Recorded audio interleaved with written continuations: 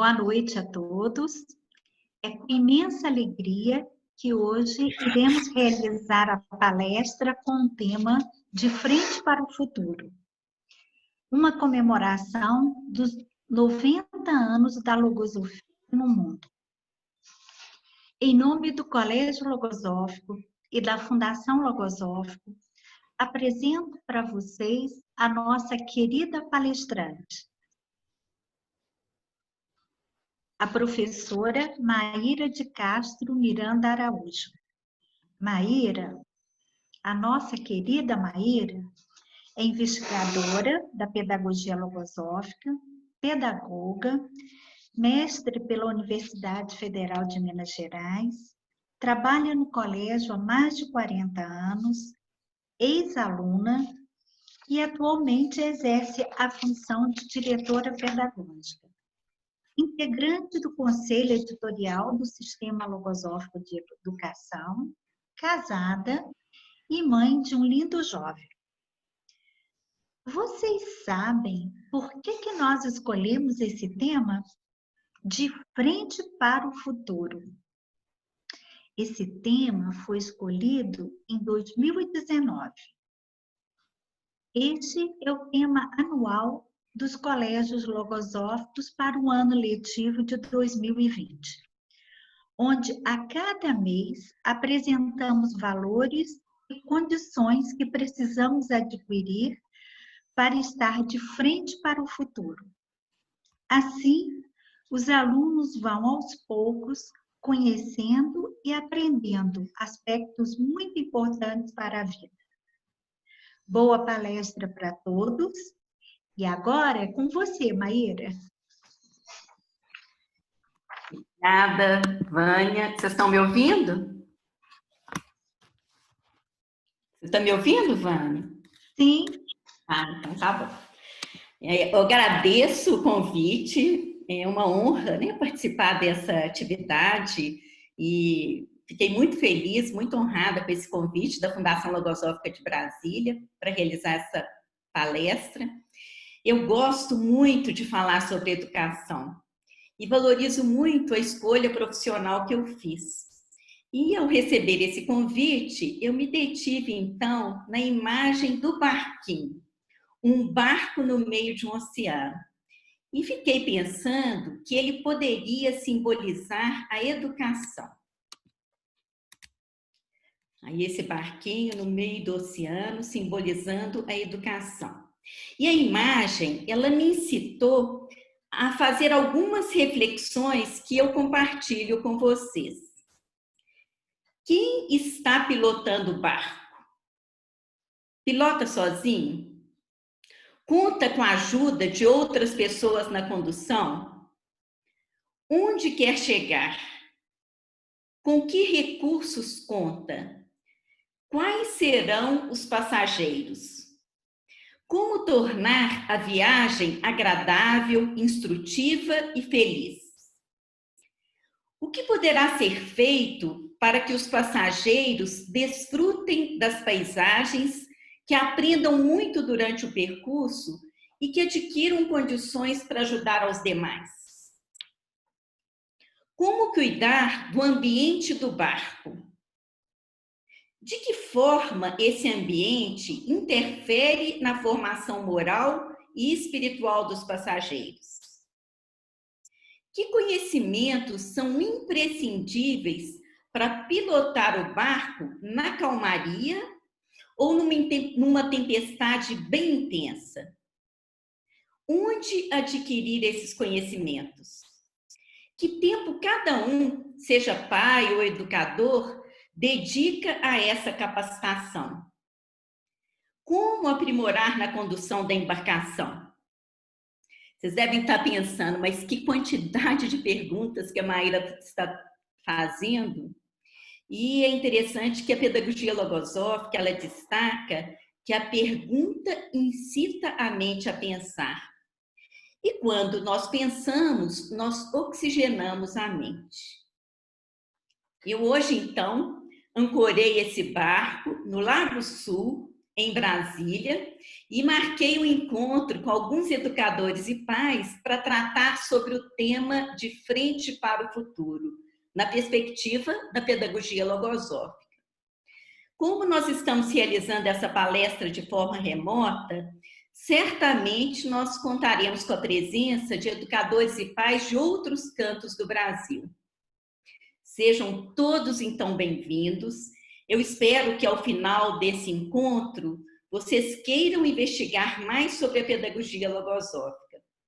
Eu posso afirmar com toda convicção que, pelos resultados que eu tenho alcançado, que eu tenho observado, que a pedagogia logosófica, ela prepara a criança e o jovem para que sejam elementos construtivos na sociedade na qual devem atuar. E como elementos sociais, aportam à coletividade uma nova moral, indispensável para a formação consciente da sociedade. Depois de me deter na imagem do barco, eu então passei a refletir sobre o tema de frente para o futuro. Nós estamos vivendo um momento mundial tão delicado: terrorismo, corrupção, violência, disseminação das drogas, misérias, decadência moral, problemas ambientais, sociais, econômicos, políticos, e agora estamos enfrentando uma pandemia. Como nos colocar diante do futuro, estando o mundo com tantos problemas, tão convulsionado?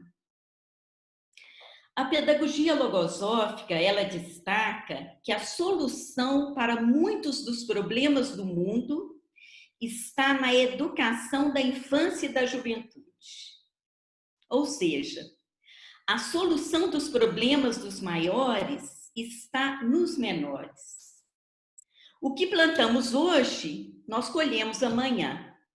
Se plantamos morango, se a gente cuida da plantação, se a gente esforça, né, para poder dedicar e oferecer as condições para que ela se desenvolva da melhor forma possível, nós vamos colher belos morangos. Mas, às vezes, nós plantamos chuchu e queremos colher morangos. Nada contra o chuchu. Aliás, o meu pai adorava chuchu. Lá em casa nós tínhamos que fazer chuchu todos os dias para o meu pai, né? A logosofia, ela destaca que o ser é uma sucessão de seres. Por conseguinte, cada um deverá prevenir-se para que o ser de hoje não comprometa o de amanhã. O que nós podemos fazer hoje para não comprometermos o ser de amanhã? O futuro, ele está diretamente relacionado ao presente. Ontem, o hoje era futuro, que hoje é presente e amanhã será passado. Interessante a gente pensar dessa forma. Ontem, o hoje era futuro, que hoje é presente e amanhã será passado.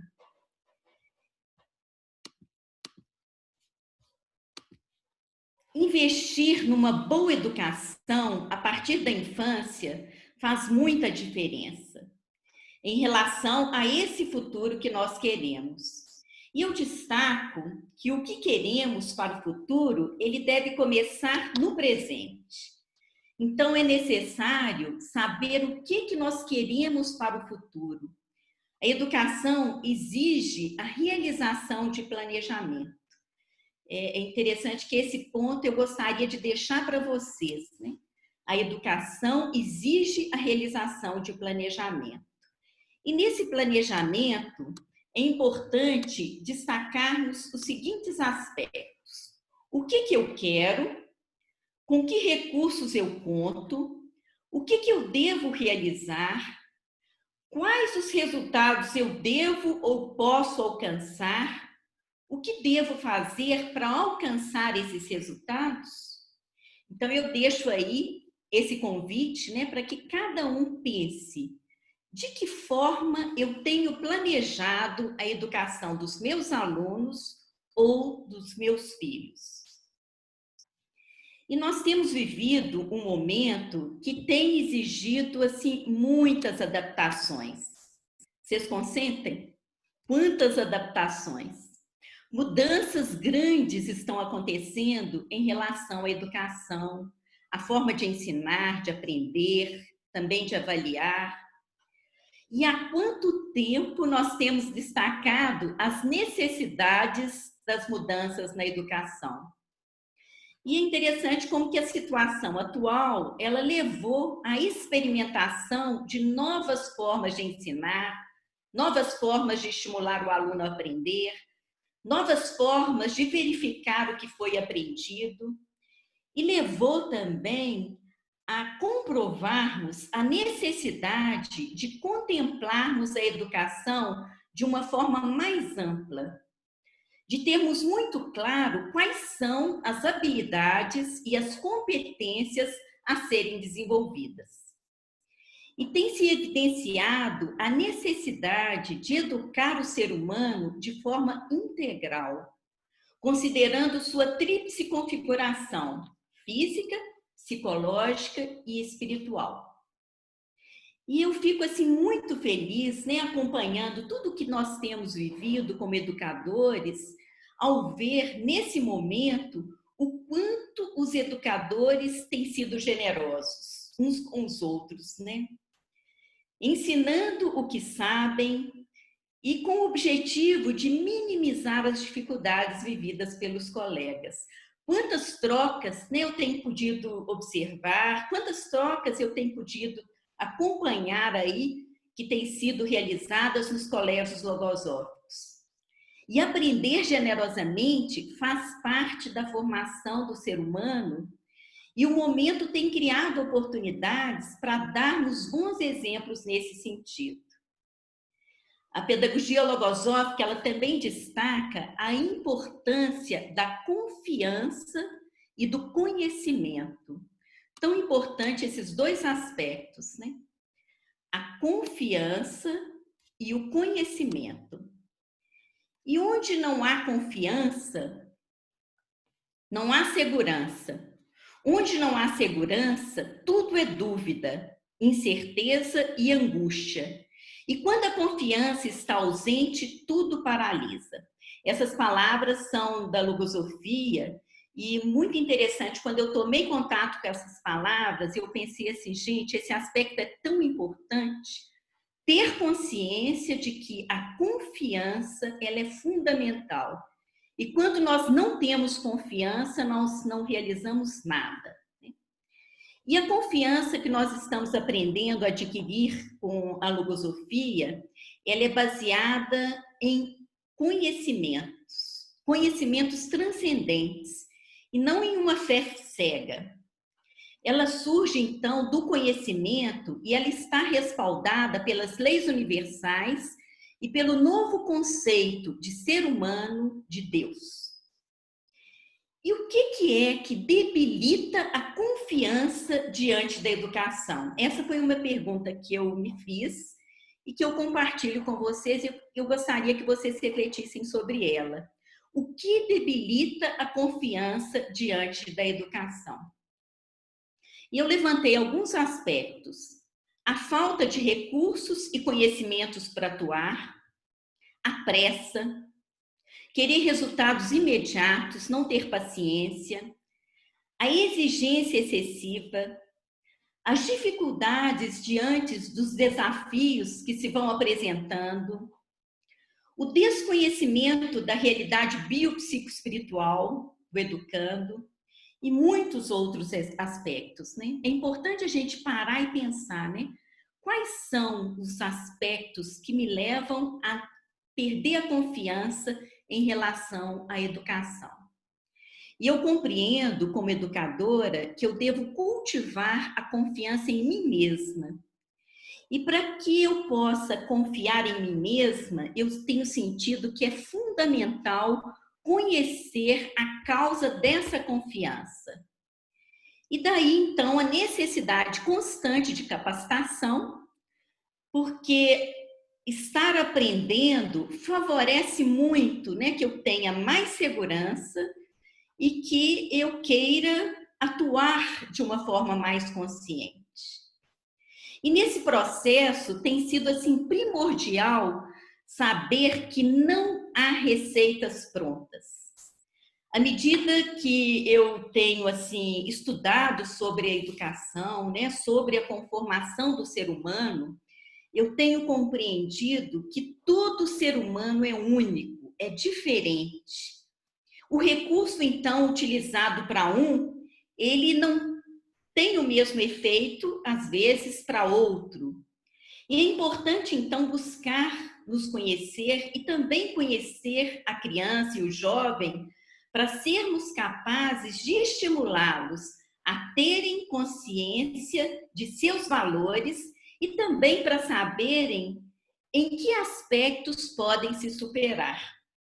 Uma criança, por exemplo, é mais tímida, a outra é mais expansiva, um adolescente é mais egoísta, o outro é mais generoso, um é mais alegre, o outro é mais triste, inseguro. Como tem sido importante realizar esse trabalho de conhecer o outro, conhecer o educando, para ser capaz de oferecer aquilo que ele necessita. E algo nesse trabalho que é assim certo, né?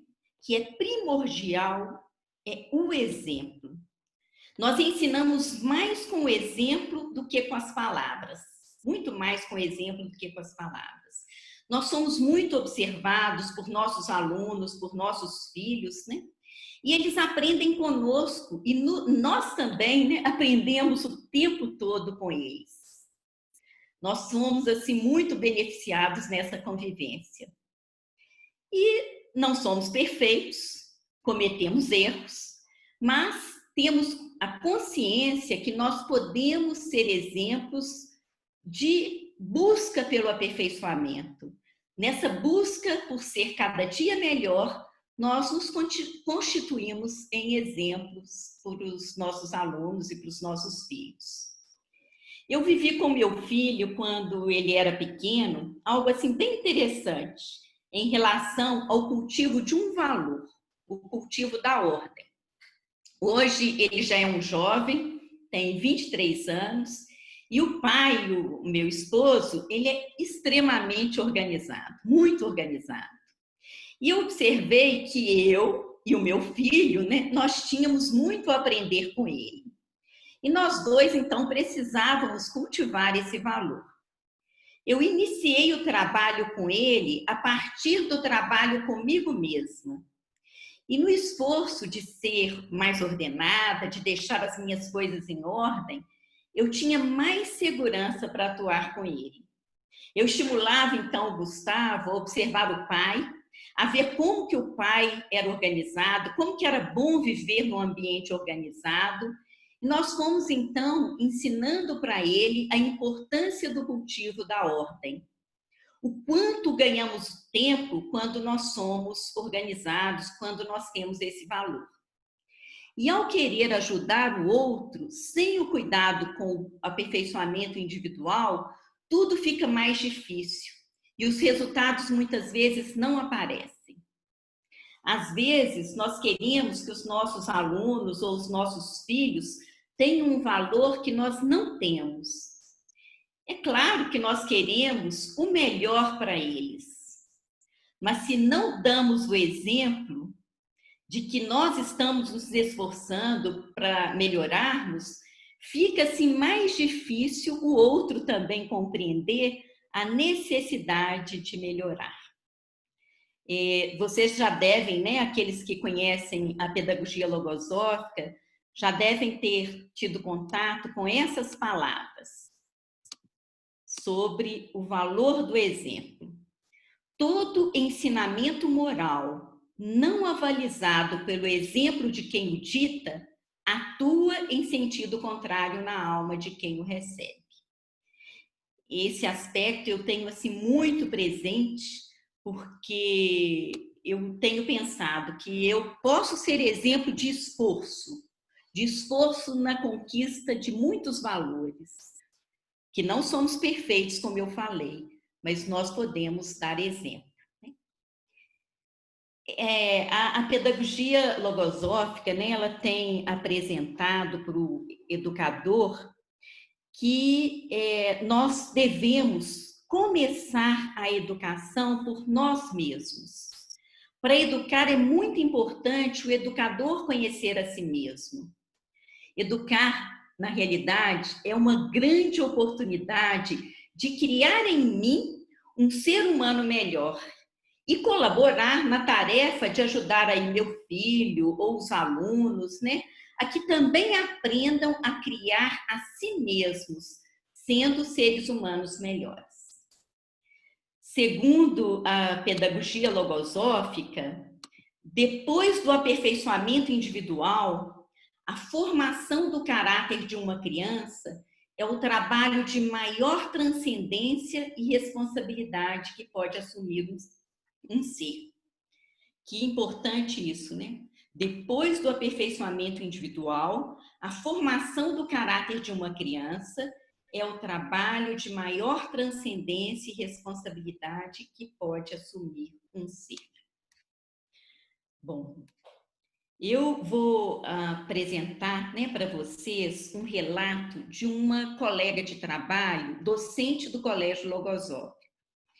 É um relato de uma experiência vivida de forma mais consciente com seus filhos. Ela tem 3 filhos e ela, então, planejou viver com os filhos a experiência em relação ao cultivo da vontade, da decisão. Um trabalho, então, em relação à falta de vontade. Nos dias atuais, nós vemos essa deficiência manifestando-se com muita frequência nos seres. Nos adolescentes, né, muita falta de vontade.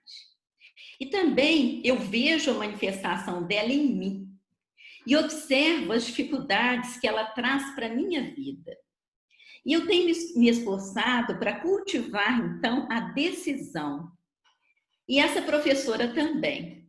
Ela passou a realizar o trabalho com os filhos, planejando formas de trabalhar com eles para favorecer o fortalecimento da vontade. E no livro logosófico, um livro que tem o título de Deficiências e Propensões do Ser Humano, eu falo que é um livro que todo educador deveria conhecer. Ela destacou, então, um trecho para fundamentar o trabalho que ela realizaria com os filhos. Eu vou compartilhar com vocês esse trecho. Quase sempre, a falta de vontade começa a manifestar-se na infância, umas vezes por sua origem congênita e outras porque a ausência de incentivos ou de necessidades durante esse período atrofia, de certo modo, a zona temperamental que define a capacidade de iniciativa ou de empresa. O impulso volitivo fica assim paralisado, isto é, não se vigoriza seu desenvolvimento com o exercício natural de enfrentar obrigações e dificuldades e só se manifesta em função daquelas coisas fáceis de fazer ou conseguir, sempre do agrado da criança. Olha que importante, né? O impulso volitivo fica assim paralisado, né? E se nós não ficarmos atentos, quantas atuações nossas podem levar a criança ou o jovem a adquirirem essa deficiência, a falta de vontade. Então, inspirados nesse conhecimento, ela e o esposo trabalharam em 3 aspectos: incentivo, necessidade e iniciativa. Primeiro, eles tiveram que dar o exemplo do gosto pela atividade e da valentia também frente às dificuldades. Eles passaram a estar mais atentos à própria conduta e aos comentários que faziam. Quando ela, por exemplo, não estava bem, né, frente às tarefas que ela precisava realizar, ela preferia ficar calada a queixar-se. E é tão interessante, né? Às vezes, a forma como a gente encara o trabalho, os comentários que a gente faz, a gente vai infundindo no filho ou no aluno essa predisposição para a queixa. Então, esse foi um aspecto que ela ficou atenta. E depois, ela procurou ser exemplo, ela e o esposo, de energia, de atividade, buscando ter muita disposição e alegria para realizar as tarefas. Na verdade, essa docente, ela gosta muito de atividade. Ela é exemplo nesse sentido. E também eles foram introduzindo novas atividades na vida dos filhos, como aula de violão, sapateado, trabalhos manuais, esportes, e fizeram um acordo, na época, de redução do tempo que eles ficavam na televisão. Na época, as crianças e os adolescentes assistiam TV. Hoje, né, nós temos aí que estimular o cuidado com o celular, né? O tempo dedicado ao celular. De modo, então, que cada um pudesse aproveitar bem o tempo livre para brincar, para ler, né? Para ocupar em coisas úteis. E, segundo ela, havia tempo para tudo. Houve ainda um esforço da família no sentido também de valorizar as iniciativas de cada filho, de dar assim algumas responsabilidades para cada um. Então, por exemplo, né, numa semana ficava responsável por tirar a mesa, o outro arrumar a cama, ou a cuidar do cachorrinho. E eu achei interessante porque cada semana as tarefas mudavam. E eles faziam lá uma agenda para determinar a responsabilidade de cada um no ambiente do lar. Hoje, os filhos já formaram, estão bem profissionalmente, são responsáveis, capazes, né, cultos. Então, eu pedi para que eles me enviassem um pequeno depoimento sobre o que eles viveram e sobre a repercussão do trabalho realizado pelos pais na vida deles. E eu vou trazer hoje o depoimento de uma das filhas, né? Ela disse o seguinte: alguns anos atrás, uma amiga me disse com admiração: você gosta muito de desafios. Eu nunca tinha tomado consciência dessa característica que tenho, mas o comentário dela me ajudou a identificar que eu, de fato, gosto de desafios. Gosto de me propor novos projetos, de buscar novos conhecimentos e de manter-me ativa. Atribuo isso ao esforço que meus pais fizeram de estimular em mim e nos meus irmãos o gosto pela atividade. Eles sempre foram exemplo de atividade e de fazer as coisas com alegria. Hoje, desfruto de uma vida adulta muito feliz, com um trabalho que adoro, uma família unida e muitas iniciativas. E eu posso falar com vocês, né, que eu acompanho a vida e um pouco da vida desses jovens, né, adultos já, e eu observo essa predisposição que eles têm para a atividade. E aí eu gostaria de deixar para vocês algumas sugestões que podem contribuir para o fortalecimento da vontade. São coisas bem simples. Por exemplo, né? Designar aos filhos ou alunos tarefas para colaborar em casa ou na escola. Quantas coisas que a gente pode indicar nesse sentido? Coisas simples, né? Como ela mesma fez: arrumar a cama, cuidar do cachorro, às vezes tirar a mesa, colocar a mesa. Quantas coisas podem ser feitas? E ensinar a realizá-las, porque muitas vezes a gente indica o que tem que ser feito, mas a gente não ensina como fazer. Incentivá-los também a enfrentar os desafios próprios do esforço para realizá-las, porque às vezes a gente tem que enfrentar alguns desafios, muitas coisas não são simples de serem realizadas, mas como que é importante começar e terminar, né? Não interromper a atividade no meio. Deixar que enfrentem as obrigações, desafios e dificuldades próprias de cada fase para se fortalecerem diante da vida. É muito interessante, eu levei alguns anos para compreender isso como educadora, quando eu era jovenzinha, né, professora, eu ficava assim, com pesar de ver os alunos saindo lá do infantil 6, né, para irem para o primeiro ano, para o segundo ano, depois do quinto para o sexto. À medida que eu fui amadurecendo, eu fui compreendendo que essa passagem é necessária, que é importante enfrentar desafios, que é importante enfrentar dificuldades. Faz parte da vida, faz parte do preparo para a vida. Outro aspecto, né, que eu também pensei em trazer para vocês é estimular a colaboração em casa ou na escola, né? Esse aspecto, na realidade, eu já falei, né? Mas tem mais alguns? Deixa eu ver. Tem mais? Tem. Criar a necessidade para os filhos e os alunos para que sejam, sendo mesmo crianças e adolescentes, mas que eles tenham necessidades, né? A necessidade, ela impulsiona a vontade. Estimular também a terem iniciativas. Como você faria? O que você pode fazer se eu, né, o pai, a mãe, o professor, seu avô, tio, avó, não estivesse aqui? Como que você atuaria? Como que você enfrentaria tal situação?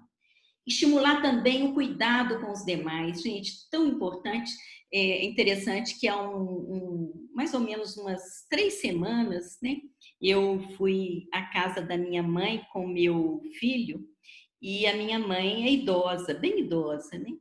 E, de repente, eu vi, né, ali, cuidando da avó, colocando a comida na boca da avó, né, com carinho. E eu fiquei pensando assim, gente, como que esse aspecto... Primeiro, a gente tem que ser exemplo, né, nesse sentido. E como que é importante estimular o outro a cuidar, né, a se preocupar com os demais. E estimular também o cultivo das pequenas atenções, né? Sobre isso, eu vou relatar até para vocês uma experiência que eu vivi com o meu filho, né? Que eu tenho vivido nesse esforço aí em relação ao cultivo das pequenas atenções. Na realidade, se queremos preparar a criança e o adolescente para o futuro, nós não devemos aplainar suas dificuldades. Não devemos resolver os problemas para eles. Nós podemos estar juntos, incentivá-los, mas não fazer por eles. Eu apresentei para vocês 2 exemplos, um em relação ao cultivo da ordem e outro em relação ao cultivo da vontade. E todos os valores, eles podem ser estimulados a serem cultivados a partir da infância. E eu deixo então para vocês uma pergunta, né? Que valores vocês observam que seus alunos e filhos estão precisando cultivar? Cada um, né? Pensar aí, gente, olha, eu sinto que eu posso estimular meu filho, eu posso estimular meu aluno a cultivar tal valor. E aqueles que ainda não fazem planos nesse sentido, experimentem. Experimentem, porque os resultados se evidenciam. E dessa forma, nós estamos preparando essas crianças e esses jovens para o futuro. Já pensaram na gratidão que os filhos ou os alunos experimentarão por vocês ao tomarem consciência de que foram ajudados a serem pessoas melhores? A gratidão, ela surge naturalmente quando o jovem toma consciência de que ele foi ajudado a partir da infância a cultivar alguns valores. Nós podemos estar sempre atentos para que as crianças e jovens se inspirem nos bons exemplos. Nós promovemos em um dos colégios logosóficos do Sistema Logosófico de Educação um concurso de experiências inspiradoras que ilustram a presença do conhecimento ampliando a vida. E esse concurso, ele foi direcionado para adolescentes do Fundamental 2 Ensino Médio. Cada turma, então, selecionou uma experiência do Brasil ou do mundo que ilustrasse a presença do conhecimento ampliando a vida, com provas também, né, de sua veracidade, e eles apresentaram essas experiências para uma comissão julgadora. E as experiências, elas foram apresentadas por meio de um vídeo, no formato escolhido pela turma, com duração máxima de 3 minutos. E eles tinham, então, que justificar a relação daquela experiência, daquela situação, né, apresentada com o tema proposto para o concurso, que o tema foi o conhecimento ampliando a vida. E os alunos, eles tiveram que pesquisar boas iniciativas, boas ideias, bons exemplos, e depois, então, eles apresentaram para os colegas o resultado. E cada turma apresentou uma iniciativa diferente. Então, nós tivemos aí, né, a atividade no auditório, a apresentação dessas experiências, com muito envolvimento dos adolescentes, e recebemos de uma mãe de um dos adolescentes esse depoimento. Cheguei em casa refletindo muito sobre o impacto de tantas notícias boas pesquisadas, exemplos de vida positivos pesquisados para que chegassem aos escolhidos, porque eles tinham que pesquisar muito para chegarem ali naquele exemplo que seria, né, o escolhido pela turma. Muito trabalho esteve por trás das apresentações, sem contar no esforço individual no combate a tantas deficiências no momento da apresentação. Vocês imaginam um auditório ali, né, com mais de 400 adolescentes, o esforço no sentido de apresentar para todos eles o resultado do trabalho realizado pela turma. E aí ela continua: sei o quanto é difícil levar projetos de grande alcance como este adiante dentro do ambiente escolar, mas sinto que este valeu muito o esforço de todos os envolvidos. Parabéns. E como esse depoimento, nós recebemos outros, né? Outros pais valorizando aí essa iniciativa. Certamente, vocês como educadores, os educadores presentes, têm muitas iniciativas no sentido de colaborarem, né? Para que os alunos tenham contato com boas ideias, com bons exemplos e iniciativas. Certamente, né, vocês têm realizado muito esse trabalho. E a pedagogia logosófica, ela orienta que nós deveríamos contar histórias para as crianças e também, por que não, para os adolescentes, ou pelo menos, né, que tenham contato com histórias nas quais sobressaiam personagens em ações de generosidade e heroísmo. Esses exemplos, eles repercutem positivamente na alma da criança e do adolescente. E se pensamos como se difundem as forças do mal, os pensamentos negativos, cada um multiplicaria seus esforços para difundir a palavra do bem, a palavra construtiva, a palavra que enche de vida e de alegria. Essas palavras também são da pedagogia logosófica, né, mostrando a importância de difundirmos o bem, os pensamentos construtivos. Eu aprendi também com a pedagogia logosófica que devemos procurar tornar o mais agradável possível a vida da criança e do adolescente, a fim de que floresçam neles uma virilidade pujante e um sincero amor e otimismo para com a vida. Essas palavras também ecoam no meu interno.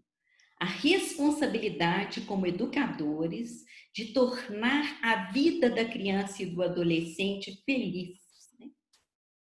Dessa forma, nós devemos cuidar muito de tudo, principalmente do que a criança ouve e vê. Elas precisam ser preservadas de conversas, né? Fatos delituosos, imagens grosseiras, ou presenciar deprimentes espetáculos de família. Também devemos evitar jogos e filmes violentos. E por que é tão importante esse cuidado? Por que é tão importante esse cuidado? Para que eles não cresçam habituados, familiarizados com os elementos do mal. E essas imagens negativas são difíceis de serem retiradas da mente quando elas já estão arraigadas. Olha, eu gostaria de deixar isso assim do fundo do meu coração. A importância, a responsabilidade do adulto em relação àquilo que ele oferece para a criança e para o jovem. Então, eu gostaria de compartilhar com vocês, né, algo assim muito simples, mas é uma imagem que eu trago sempre presente. A pedagogia logosófica, ela diz que nós deveríamos cuidar ao se aproximar uma criança, às vezes diante de uma discussão, né, por exemplo, e nós deveríamos pensar, né, que aquela criança, ela está, né, aproximando de algo que não vai lhe fazer bem. E que nós deveríamos pensar, né, como se a gente estivesse passando por uma escola que há uma placa nos alertando: devagar, escola. Devagar, escola. E, à medida que a gente vai tendo consciência da importância desses aspectos, a gente vai vendo que aos olhos da criança, tudo aquilo que ela vê penetra e se instala, e às vezes como um corpo estranho. Presenciar uma crítica quando não é construtiva somente vai fazer mal. E dentro da criança precisa ficar sempre um saldo positivo do que ela ouve, vê ou sente. Há algumas semanas, meu filho me ligou e eu estava trabalhando, né? Estava nesse dia numa atividade, resolvendo uma atividade do colégio, e ele me ligou porque ele queria fazer um hambúrguer gourmet. E me pediu para comprar tal carne, mais outra carne lá. E eu perguntou se eu poderia, porque ele queria fazer um lanche para a família. Eu falei, claro, filho, eu posso sim. Eu só não sabia que ia dar tanto trabalho, né? E quando eu, então, pensei, né? Falei assim, olha, então deixa eu passar, depois que eu resolver essas coisas do colégio, eu vou passar no açougue. E, na realidade, eu precisei passar por 2 açougues em função da pandemia e dos cuidados lá com a segurança. Eu demorei mais do que habitual, né, para ser atendida.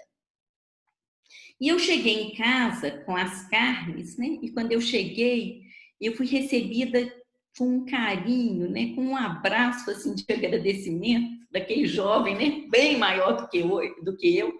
Aqueles que me conhecem sabem que eu sou bem baixinha, né? E como eu observo que essa predisposição para dedicar ao bem-estar da família, ela contribui muito com o ambiente do lar, eu tenho procurado estar atenta, claro que dentro do possível, de uma forma equilibrada, para contribuir com o ambiente do lar, né? Tendo essa predisposição para dedicar ao bem-estar da família. E nesse período, nós estamos assim trabalhando em casa, né? Praticamente todos, eu também estou. E eu fiz o propósito de redobrar a minha atenção em relação ao ambiente do meu lar.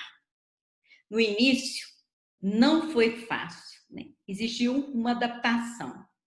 E depois eu comprovei a grande responsabilidade que eu tinha, pois eu tenho um conhecimento apresentado pela logosofia que é um verdadeiro poder. O conhecimento dos pensamentos. A logosofia ensina que tudo começa com um pensamento e que mudando os pensamentos nós podemos mudar a vida. E eu tenho ficado muito tempo em casa dedicada ao trabalho, com muitas reuniões, né? Planejamentos, estudos, E em um dos dias que eu estava numa reunião muito importante com o Sistema Logosófico de Educação, né, sendo coordenada pela coordenadora do Sistema Logosófico de Educação, de repente ele entra no quarto e que eu estava, né, no escritório, me entregando um biscoito. E ele quase colocou o biscoito dentro da minha boca, o biscoito de queijo quentinho, com boa mineira, né? Aqui a gente tem muito biscoito de queijo gostoso, quentinho, e veio com o biscoito, né? E aí eu encontrei um jeito de dizer para ele que era para guardar, que eu ia comer depois, que eu estava numa reunião importante, que eu não podia comer naquele momento.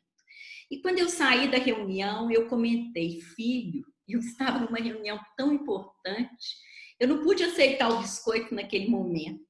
Então ele me disse, foi meu pai que pediu para eu te dar. Felizmente, eu estava atenta e atuei de forma afetuosa, né? E eu experimentei assim uma gratidão tão grande pelos dois, né? Uma atitude tão simples, mas que assim me comoveu, me deixou muito feliz, né? Ao vê-los cuidando de mim. E essa experiência, eu acompanhando assim como educadora tantas famílias ao longo de mais de 4 décadas, confirmam a importância do ambiente na formação da criança e do adolescente. O ambiente, ele contribui muito para a formação equilibrada do jovem. Problemas, desavenças, né, dificuldades nos relacionamentos são comuns, mas colocar os filhos diante dessa realidade pode deprimi-los e pode tirar deles o gosto pela vida. E isso é muito sério, muito sério. Essa consciência sobre o valor do ambiente do lar na formação do caráter da criança e do jovem me levam a ficar muito atenta ao meu ambiente interno, atenta aos meus pensamentos. E esse esforço tem me possibilitado ser capaz de contribuir com o ambiente do meu lar para que ele seja o verdadeiro refúgio onde cada um possa encontrar a calma e a paz.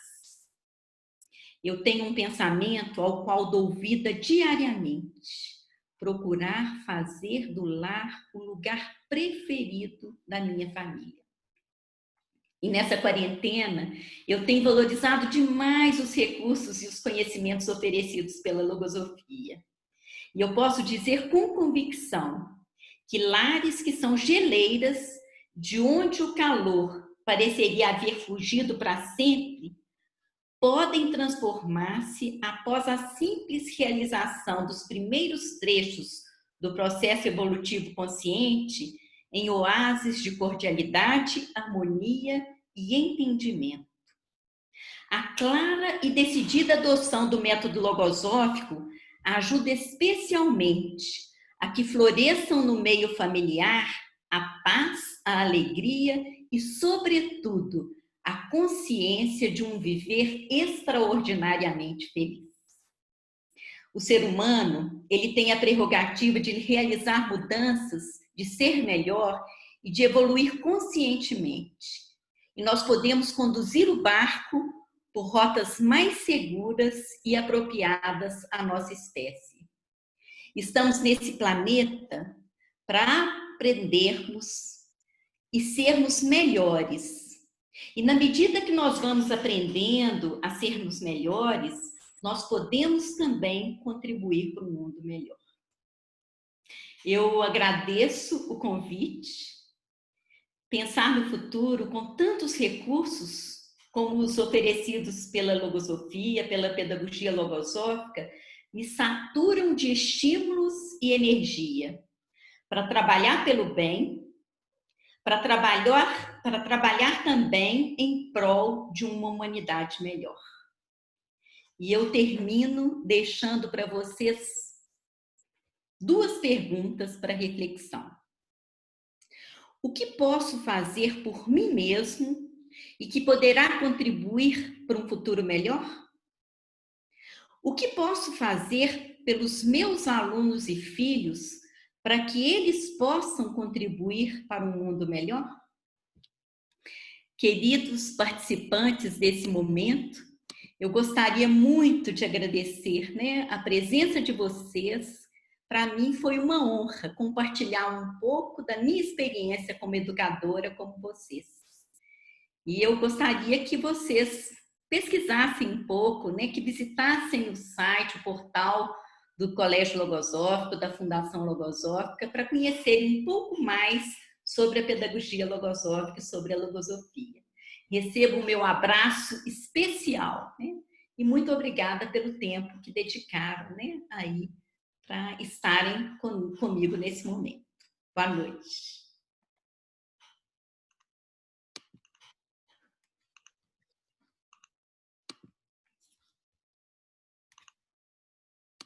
Interrompi, mas... Uhum.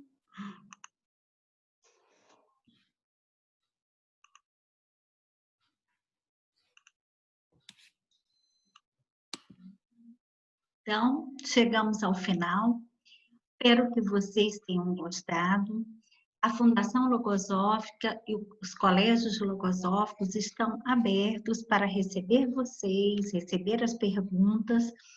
E temos um e-mail que aqueles que gostarem de fazer alguma pergunta, estamos aqui à disposição. Nosso e-mail é brasilia.informações, sem o cedilha,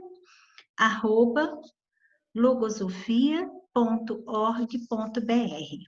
Um grande abraço para vocês e boa semana. Muito obrigada, Vânia. Nada, eu que te agradeço. Tchau. Tchau. Muito bom, obrigada.